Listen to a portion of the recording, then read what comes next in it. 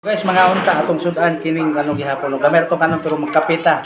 Mo ni ang kining kapiha guys, mo ni kauban nato sa matag adlaw nga panginabuhi nato diri sa atong panarabaho. MX3 kape. Na may natural ingredients mula sa mangosteen. Yan, ito. Titimpla tayo ng isa. Dahil matagal tong nawala sa amin dahil walang available yung pinibilihan namin. So magkape tayo, no. Sarap to. Saka na tubig. Okay na.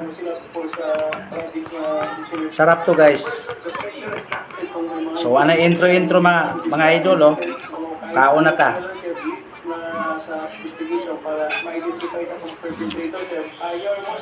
Sarap.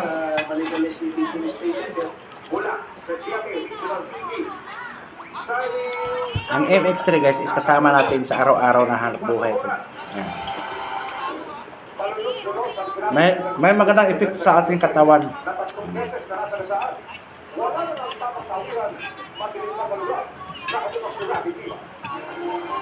Sarap. Kita sa CCTV ang naglalakad ng babae na kaputing teaser malapit sa kanto ng Aurora Boulevard at tingnan sa piso malagay silang ng Quezon City. Banda na siya kinakapit itong may serenity. Madaling sa lugar at walang pedestrian crossing. Sabay namang pakaliko ang isang SUV. Sa puno babae ng kanang bahagi ng ito na SUV. Sa iyo pagkuha ng CCTV, makikita ang pambili ng SUV at ilan ang tingnan sa bahagi ng Para sa MX3. tumatawid na babae. Pero agad din ito sa balik sa lugar. Pinagsabi na ang lipas isang puting SUV naman ang liliko. Tinaman din daw ito ang paling biktima. Kasunod ito ang isa pang kotse na nagulungan din ang biktima.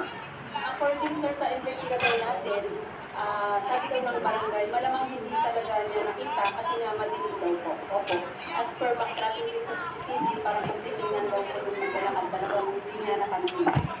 Nasa kustodiya na ng CCTV ang driver ng uling sasakyan na sinigil matapos magulungan ng biktima.